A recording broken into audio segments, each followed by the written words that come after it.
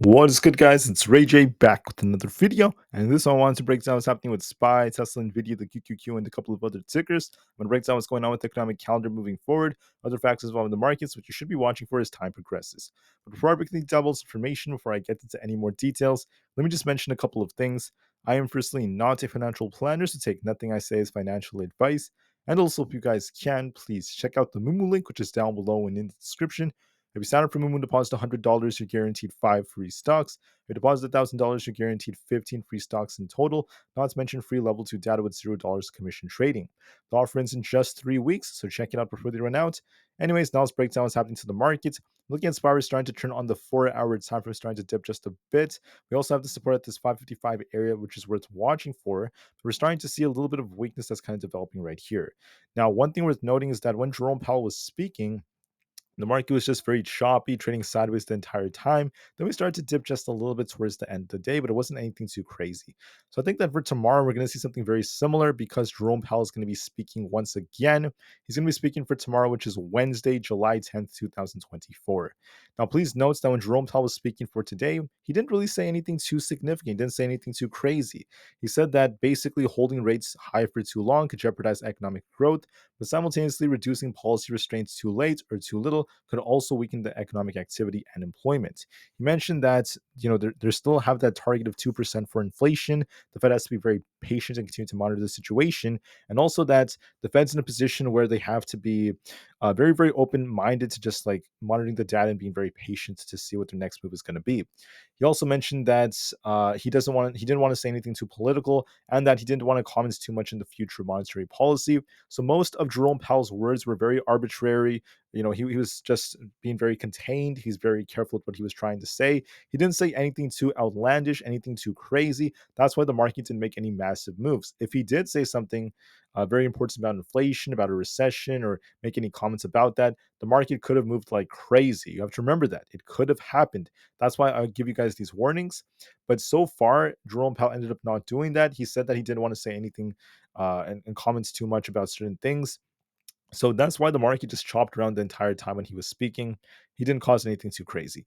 Now, going into tomorrow, I presume there's a very, very high probability that Jerome Powell is going to cause something similar. He'll be speaking tomorrow at 10 o'clock a.m. Eastern Standard Time. When Jerome Powell gives his speech, he'll once again be in front of many important committee members. Many of them may even question him all over again. And what they say could actually, they could try to pressure him to say something different from what he's been saying, but Jerome Powell did not budge. He did not capitulate. He remained very, very stern and continued to say what he had to say. Most of his words were not too dovish, not too hawkish, just in the middle. Market didn't really react much. When he finished speaking, the market kind of popped and ended up dumping over time. But that's pretty much it. It wasn't anything too crazy. That's what ended up happening today. For tomorrow, I think something very similar will happen. So starting at 10 o'clock a.m., the market might see a lot of sideways price action. I think that he will most likely just not say much and the market won't really react. But always be prepared just in case. If the guy does say something crazy, if he says that, there's a lot of there's a lot of progress towards inflation, excuse me, and the Fed is doing a great job, then yes, the market could still pump a little bit. If he says something that's like the opposite, that there's a lot of work that has to be done, a recession is possible. If he says something like that, the market can still get rug pulled. So you always want to be prepared for that. I think that a rug pull or a massive pump with his speech is unlikely at this point, looking at how he was speaking today. And I think we're most likely going to get a repeat, so we'll just have to wait and see. Later on during the day tomorrow at 11:30 a.m., we have some bill auctions coming out. And then starting at 2:30 p.m., we have some speeches from the Fed, such as like Bowman and many others. So we'll have to see what that leads to, but it's all very, very minor. So I think tomorrow is going to be a very sideways day, not really, nothing too crazy will happen. And the market's going to be getting ready for CPI towards the end of the day. We have CPI coming out on Thursday, so don't forget about that. And then more Fed speakers, followed by PPI data on Friday. PPI is going to be very important. Expect some high volatility. So we'll have to see how things go from there. Let me also add that for earnings, there's not really much coming out. For Wednesday, we have WD-40. For Thursday, we have PepsiCo and Delta Airlines, not to mention very, very important big bank earnings for Friday. We have JP Morgan Chase, Wells Fargo, Citigroup, and a bunch of other ones. That's going to be very important, causing some high volatility. So get ready, guys. We're going to see some crazy price action on Friday, especially for the finance sector. Now, let me just go over this data first before I complete my data part of the video and start talking about the charts. Let me just mention that right now the fear and greed index is currently at neutral. Neutral is making up our sentiment. We're not too fearful, not too greedy. We're just in the middle. And for now, things could shift depending on what we get from CPI. I think CPI will be the next changer of this, either causing the market to become more fearful or more greedy. And we're going to likely remain neutral going into tomorrow. Momentum is currently on extreme greed because of the fact that we're still holding up very well. The market is at all-time highs, but it's kind of like in a range consolidating a bit. As we're at all-time highs, there's some fear building, but because we're still well above our 125 daily moving average, momentum still favors the upside. The market is still on a very, very big uptrend. So if you zoom out of SPY, let me just show you what I'm talking about. The trend is bullish. We're actually making higher highs and higher lows. Even if we do consolidate for a few days, even if there's some fear at these high levels, the market's still on a strong uptrend for now. I just want to make that very, very clear. For a couple more factors, do not forget that the puts and call option positioning is dipping right now. This is the ratio. This is very important. This is the 5-day average. You guys can see that for the last couple of days, we're starting to see more puts being closed, more calls being bought. Does this mean that there's no shorts whatsoever? It doesn't necessarily mean that. This just suggests that this is what's happening over the last 5 days, that there's more and more of these puts being closed. We're seeing a lot more call buying, at least for the last couple of days. And that's what's kind of causing this ratio to kind of shift like this.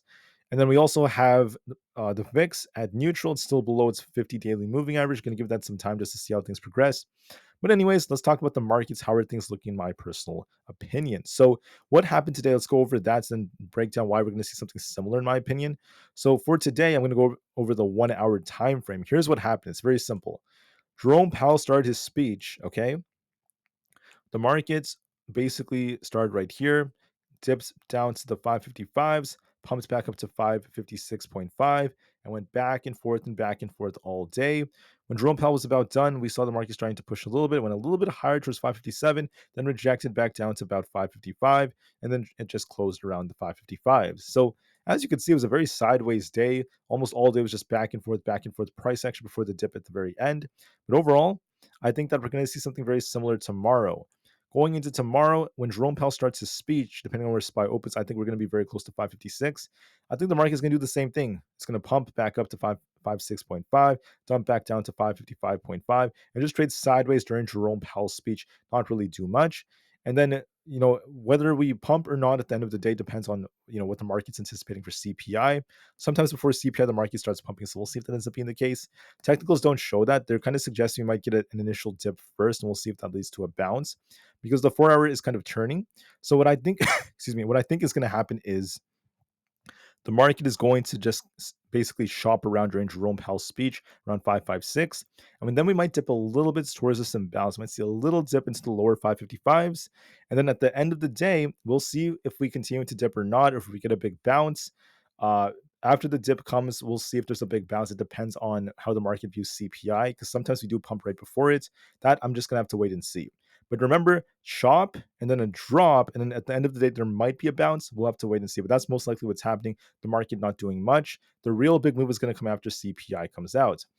ES is showing something very similar. If you're interested in trading futures, we're going to likely see a little bit of a dip that's coming right over here once we grab liquidity. I think we might shop around during Jerome Powell's speech, just like how we did today. Then we might start to dip just a little bit more, get closer to about the lower 5600s. Then we might be looking for a bounce at the end of the day, possibly if we end up touching our 20 EMA. Or if we don't get the bounce, it is what it is. But look for a chop and then a drop, and then we'll see if we get a bounce or not, depending on the end of the day. But pay attention to 5600. We'll see what kind of reaction we get from there. For Nvidia, we're pumping for now. We're actually favoring upside a little bit more. But in my opinion, there's going to be a big test coming. So I think we're going to retest 134. If we are bullish, you want to see it break and hold above 135. Then we can start filling these imbalances and pushing higher. If we're bearish, we could push a little higher, establish a lower high, then reject. So I'll be watching to see what ends up being the case. But Nvidia, in my personal opinion, favors trying to push a little bit higher for 135 plus going into tomorrow. I think we might be touching 134 to 135, and we'll see what kind of reaction we get from there. But that's what's looking a lot more favorable in my personal opinion. For Bitcoin, Bitcoin is trying to push higher. We called out 58,000. That's almost exactly where Bitcoin went to today. However, we haven't been able to crack through it. So we're going to be looking at this 50 EMA. I think we're going to test this tomorrow. If we crack through this, we're going up to 60,000. If we reject, we're coming back down towards 56,000. So look for a big test tomorrow at 58,000. Break it, we go higher. Reject, and we're going to be coming right back down. That's going to be very key for how we end up moving. Tesla is on fire. It's continuing to soar to the moon. We're currently testing that 265 resistance to the exact level we called out because the inverse head and shoulders has been completed, at least from right here. But let me just note that despite this being completed, there's no sign that Tesla is going to collapse or reject. Watch the reaction at 265. We're still looking very, very bullish and very parabolic, approaching 265. So tomorrow, I think we're going to be testing this. We're either going to chop around this area, as in kind of dip back down to like 260, come back up to 265, and just trade sideways. Or if we break 265, we're going all the way up towards, I would say, close to 270. And if that breaks, 275 is coming next. So I could be looking for 275 as our next target if we break through this. So either we pump a lot higher or we just range trade. Those are the two most likely possibilities.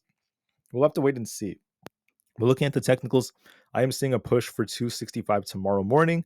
I think Tesla may retest this, and we'll see if we get a rejection, just trade sideways between 260 and 265, or if we break through it.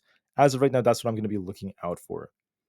For the QQQ, the 4 hour is showing a little bit more contraction. It's showing a little bit of weakness compared to that of SPY. But I can't promise you it's just going to collapse. I'm not saying it's going to do that. I think tomorrow when Jerome Powell speaks, we're going to see a lot of sideways choppy price action around 498. Then there could be a risk of us dipping a little bit lower to retest our lows. We could get very close to about 495. And then there might be a little dip, right? And after that, I don't know if we're going to see a big pump at the end of the day or a dump. I'm not 100% sure. That depends on how the market kind of views CPI. And the move doesn't matter as much. What matters more is how CPI looks.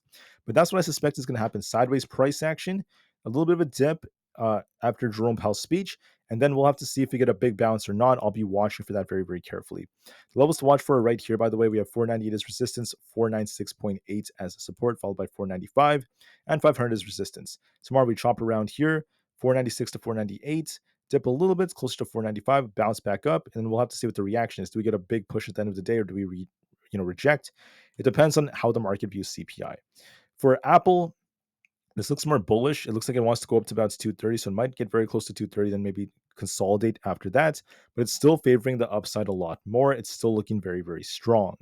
All right, so that's what I'm seeing, at least for those main tickers. I'm also glad to be talking about ES in some of my videos. Now let's focus on the others. Palantir, in my personal opinion, might dip down to the 20 EMA. 26.92 might be tested tomorrow, then a bounce after that. If we do hold it, if we lose this, we're going to be dipping down to 26. So look for a test of 26.9. If we bounce, we're just going to go back up to 28 and just consolidate. If we lose this, we're going to be dipping back down. So we'll have to see if that ends up being the case. For Supermicro, this is a very, very interesting structure. We've kind of broken out through this resistance, but now we've struggled to hold past 900. So I think we're going to chop around tomorrow. It's going to likely retest 900. And I think that we're going to see a lot of sideways price action kind of trading sideways around it. So I just see a consolidation tomorrow, not really much because volume is slowing down, as you guys can see. So generally when volume kind of slows down like that, we tend to see a lot of chop. So I think we're going to be chopping around this 900 area for some time. And the big move will come after CPI. For Rivian, we're looking a little bit more bullish. We're trying to push higher. We did call out 16 yesterday. That's very close to where we went to. I might be looking for a retest of 15.5 then a bounce. And I think we could continue a little bit higher from here. If we end up losing support at 15, look for 14 flat. That's going to be our 50 EMA. As long as we're above 15, we favor a little bit more upside. So look for a little drop and then a bounce as the two most likely possibilities. And that's what I think is, excuse me, that's what I think is going to most likely happen, in my personal opinion. For SoFi is trying to kind of rebound right here. Look at resistance at 6.42. If we break through this, we're going up to 6.5. If you reject, we're going to be coming back down. But I favor this forming a bullish divergence, trying to rebound just a bit. And we could be looking to see what happens at 6.49. For the IWM Russell 2000, we're just very, very choppy right now, going back and forth and back and forth. Make sure you watch 199 as key support and then 204 as our resistance. We're kind of stuck in the middle, so give this some time. So I think we're going to most likely just chop around for an extended period of time with Jerome Powell's speech. It's not really doing much right now, so watch that range. AMD is kind of rejecting. We did call out 180 yesterday, and then I mentioned that I might, watch for the reaction. I think we might be retesting 175 or so. If we end up losing that, we're going to be testing 172, very close to where our gap is, not to mention our 20 EMA, and see if we get a bounce off 172 or not. But I do see some consolidation, maybe a little bit of a dip coming. So watch for a retest of 175 tomorrow and see what the reaction is. I do see a little bit of downside coming. ARM is also starting to cool off just a bit. Might be retesting 179. This is where the previous breakout was. Look for a little bit of a dip, and then we'll see if we get a bounce off 179 or not. If we fail to do so, we're going back down to 177. For Coinbase, this is very tricky. It's just kind of choppy right now. So it was trying to break out today. You guys can see it attempted to push up towards the yellow, not the yellow, the white trend line we have drawn out right here. And then we kind of rejected. So it's still struggling. I think we're going to chop around a lot. It looks very choppy to me for now until we get CPI. Look at 222 as resistance and 218 as support.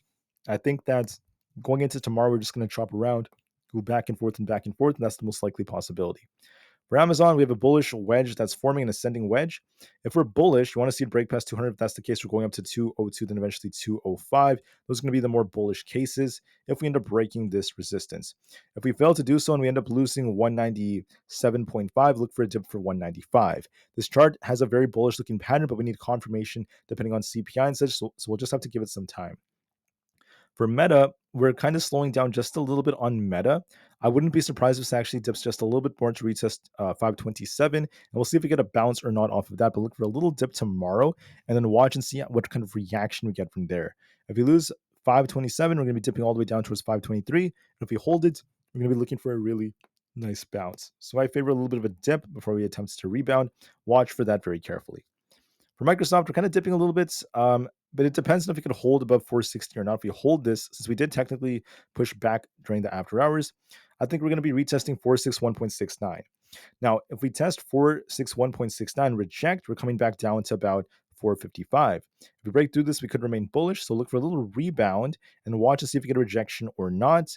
But look for a little rebound tomorrow. Google is just trading sideways between 190 to 192. I think we're going to likely continue to do so, just trading sideways, not really doing a whole lot. So we'll just have to give this some time. For GameStop, we're just trading sideways around this 24 area. If we are bullish, we're going to be pushing even higher. I think we're going to most likely continue to chop around. I'm not really expecting much, at least from GME. It's kind of boring, if anything. However, on AMC, we're looking a little bit stronger. We're actually trying to break out a little higher. So if we break past 5.4, we'll be looking for a push for 5.5. So AMC has a nice inverse head and shoulders like structure. It does favor upside a little bit more. It's actually building more strength than GameStop, so we'll have to see if that ends up being the case. DJT is trying to once again trade sideways. It's kind of consolidating right here. Watch resistance at 31 and then 33. And we have support currently at 29. If we lose 29, look for 27. We're very choppy right now. Very, very choppy, not really doing a whole lot. I think that it might retest 29, then try to kind of like rebound from there. So we'll just have to give it some time. For the VIX is once again trading sideways around this 12.5 area. I think we're going to continue to do so. Not really giving us much information about the markets as the market remains more bullish. So we're not really seeing much of a shift quite yet. And we also have just two more. The 10-year Treasury yield actually went up just a little bit after Jerome Powell's testimony. It's not doing much, though, because Jerome Powell's not really saying anything. He's not saying anything too significant. So this is still kind of chopping around. And the dollar index is just trading flat. It is trying to push a little higher, but it's not really affecting the markets much. Maybe it goes a little higher and the market dips just a little bit, but then we could reject off our 200 EMA around 105.25, and that could lead to the market potentially dipping a bit, then bouncing after that. So that's what I'm seeing so far. With that being said, I want to thank you all so much for listening. Please have an absolutely incredible rest of the day.